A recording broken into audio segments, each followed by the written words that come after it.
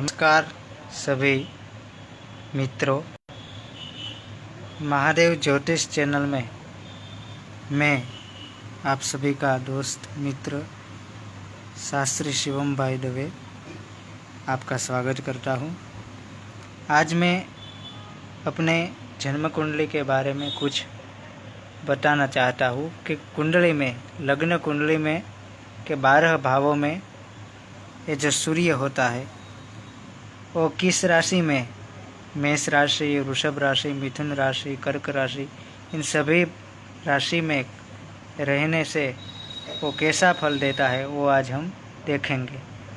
उससे पहले मैं आपसे एक बात बता दूं, यदि आपने मेरी चैनल को सब्सक्राइब नहीं किया तो आप प्लीज़ सब्सक्राइब कर दीजिए, क्योंकि आगे मैं ऐसे ही आपके जानकारी के लिए अच्छे वीडियो लाऊंगा। और आपको यदि अपनी जन्म कुंडली के बारे में कोई प्रश्न है या दिखाना चाहते हैं तो आप मेरे इन व्हाट्सएप नंबर पर मैसेज कर सकते हैं 9998988210। चलो अब हम सभी भाव में सूर्य का क्या फल होता है वो हम देखेंगे। ये जो हमारा लग्न है प्रथम भाव, उसमें यदि सूर्य हो तो प्रथम भाव में होने से जातक स्वस्थ, इच्छा शक्ति संपन्न, स्वाभिमानी, भ्रमणशील, नेत्र रोगी, विकल, स्त्री पुत्र आदि की ओर से दुखी मन वाला, थोड़ा सा ईर्ष्या भाव वाला, क्रोधी तथा पित्त रोगों से पीड़ित होता है। परंतु यदि मेष अथवा सिंह राशि का होकर, यदि मेष राशि और यदि यहाँ सिंह राशि का होकर सूर्य उच्च का, सिंह राशि का होकर मेष में सूर्य उच्च का होता है, तो यहाँ सूर्य उच्च का होकर प्रथम भाव में बैठा हो तो यशस्वी, प्रभावशाली और महत्वाकांक्षी, उदार तथा स्पष्टवादी होता है। अब ये जो दूसरा भाव है लग्न कुंडली का, उस दूसरे भाव में जहाँ वृषभ राशि है वहाँ पर यदि सूर्य देव बैठे हैं तो वहाँ पर सूर्य देव का फल जो होता है वो जातक को धनी, त्यागी, भाग्यशाली और कभी कभी दुर्बल भी बनाता है। और ये जो दूसरा भाव है वहाँ पर सूर्य के होने से वह कुमित्रों वाला, यानी अच्छे मित्र नहीं होते, उनके कुमित्र होते हैं, ऐसा मुख रोगी, स्त्री के कारण कुटुंब से कलह करने वाला, कृतघ्न और ओजस्वी वक्ता तथा दुखी होता है। तुला राशि का हो तो अपयवी और ऋणी होता है।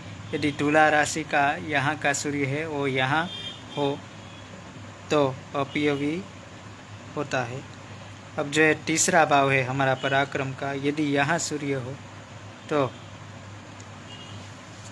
वहाँ सूर्य के रहने से वह व्यक्ति प्रतापी, साहसी और बुद्धिमान भी होता है। और यदागदा पराक्रमी भाइयों की ओर से भी थोड़ा दुखी रहता है, परोपकारी, विख्यात और सहिष्णु, मित्रों का शुभैषी, यानी कि उनका मित्रों जो होते हैं उनके मित्रों का शुभैषी, शुभ करने वाला यहाँ सूर्य करता है।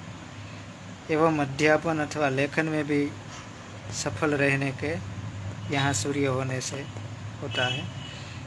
जल राशिगत सूर्य अनेक यात्राएं भी कराता है। अब जो चतुर्थ भाव है लग्न कुंडली का, वह माता का, जमीन, तो यहाँ पर सूर्य के होने से जातक क्रूर स्वभाव वाला, कृतघ्न, अपकारी, अहंकारी, ईर्ष्यालु, और यहाँ सूर्य होने से हृदय के रोग भी होना संभव है तथा वह व्यक्ति स्त्री के वशीभूत होने वाला, माता को कष्ट देने वाला, मानसिक रूप से चिंतित, बंधु बांधवों से घृणा तथा शत्रुता आदि कुफल होते हैं। परंतु शुभ ग्रहों से दृष्ट हो तो स्थावर संपत्ति से लाभ एवं वृद्धावस्था में सम्मान मिलता है। यहाँ पे सूर्य यदि हो और कहीं से भी इस सूर्य को शुभ भाव या शुभ ग्रह देखते हो तो वह अच्छा होता है, यानी संपत्ति से लाभ और आगे की अवस्था में यात्राएं मान सम्मान प्रदान करता है। अब हम पंचम भाव की बात करें, यदि यहाँ सूर्य हो तो जातक तीक्ष्ण, बुद्धि चंचल, प्रमादी, ठग, दुष्कर्मरत, विलासी, एकांत प्रेमी, उदारता पूर्वक खर्च करने वाला, शीघ्र क्रोधी, अल्प संतति वाला, पिता के लिए अशुभ तथा प्रेम संबंध में असफलता पाने वाला होता है। यदि छठे भाव में सूर्य हो तो जातक शत्रुजित, कामी, यात्रा में कष्ट पाने वाला, रोग एवं शत्रु रहित, उद्योगी, चतुर, बंधु बांधवों का हितैषी तथा राज्य द्वारा सम्मान पाने वाला होता है। यदि सप्तम में यहाँ सूर्य हो तो जातक चिंतित, पीड़ित, कामातुर, दुष्ट स्वभाव का, अनेक शत्रुओं वाला, पत्नी का आज्ञाकारी, विवाह उपरांत उन्नतिशील तथा सार्वजनिक जीवन में सफल होता है। स्त्री की कुंडली में तो पति से तलाक या उपेक्षा देता है। यदि कोई स्त्री की कुंडली हो और यहाँ सूर्य लिखा हो तो ऐसे भी माना जाता है कि वो पति से तलाक यानी डिवोर्स के योग भी बनते हैं, और यहाँ उपेक्षा, पति से उसकी उपेक्षा होती है, ऐसा भी जाना जाता है। अभी अष्टम भाव में यदि सूर्य हो तो जातक चंचल, चिंतित, दुखी, नेत्र रोगी, पित्त रोगी, गुप्त रोगी, धूर्त, परस्त्रीगामी, धैर्य रहित, संकीर्ण मनोवृत्ति का, प्रमुख संपत्ति पाने वाला तथा मृत्यु के साथ प्रसिद्धि पाने वाला होता है। यह पुरुष की कुंडली में पत्नी की तथा स्त्री तो जातक पिता तथा गुरु से वैचारिक विरोध रखने वाला, अल्प पितृसुख, दुखी, काव्य प्रेमी, देवाराधक, दंभी, धूर्त, उदार, भातृसुख रहित परंतु सम्मान पाने वाला होता है, विदेशों में प्रतिष्ठा पाता है।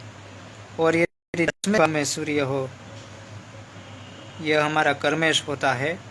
मैंने पिछले वीडियो में आपसे सभी भावों का बताते हुए यह कहा था, यह कर्मेश हमारी कर्म क्या होता है, हमारा कर्म क्या है वो हमें यहाँ से पता चलेगा। तो यदि हमारे कर्मेश 10वें भाव में सूर्य हो तो जातक धनी, साहसी, बली, विद्वान, पराक्रमी, भाग्यशाली और कुशल व्यवसायी, बहुमित्रवान, यशस्वी, दानी, उच्च स्तरीय जीवन जीने वाला, ऐश्वर्यशाली, विदेशी संस्थानों से संबंध रखने वाला, सुप्रसिद्ध व्यक्ति होता है।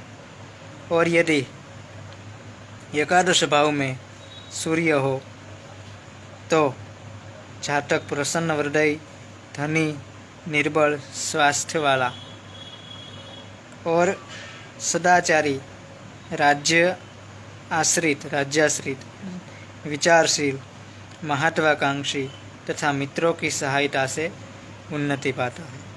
अब हमारे 12वें भाव 12वें भाव की बात करें तो यहाँ जिसके कुंडली में सूर्य हो वह जातक नेत्र रोगी, परस्त्रीगामी, बुद्धिहीन, भ्रमणशील, पितृविरोधी, शत्रुओं पर विजय पाने वाला, चाचा ताऊ से दुखी तथा व्यवसाय में हानि पाने वाला होता है। तो हमने इस एपिसोड में कुंडली के जो 12 भाव होते हैं उसमें सूर्य ग्रह के रहने से क्या फल प्राप्त होता है यह मैंने आपको बताया। इसमें कुछ मतभेदांतर भी होते हैं, यानी कि कोई ग्रह उस पर दृष्टि करता है तो वो ग्रह शुभ है या अशुभ है, उस दृष्टि का भी फल मिलता है। कुंडली किस लग्न की है और आगे जो ग्रह के संबंध बनते हैं उससे भी फल विचार करना चाहिए। ये जो एक कालपुरुष की कुंडली है उसमें सभी भावों में, यानी जो ये भाव में सब राशि लिखी है तो उसी भाव में जो सूर्य होता है तो उसका क्या फल मिलता है यह मैंने आपको बताया। अब अगले वीडियो में हम चंद्र ग्रह 12 घरों में रहने से उसका क्या फल मिलता है लेते हैं। अगले वीडियो में फिर मिलेंगे। अस्तु। ओम नमः शिवाय।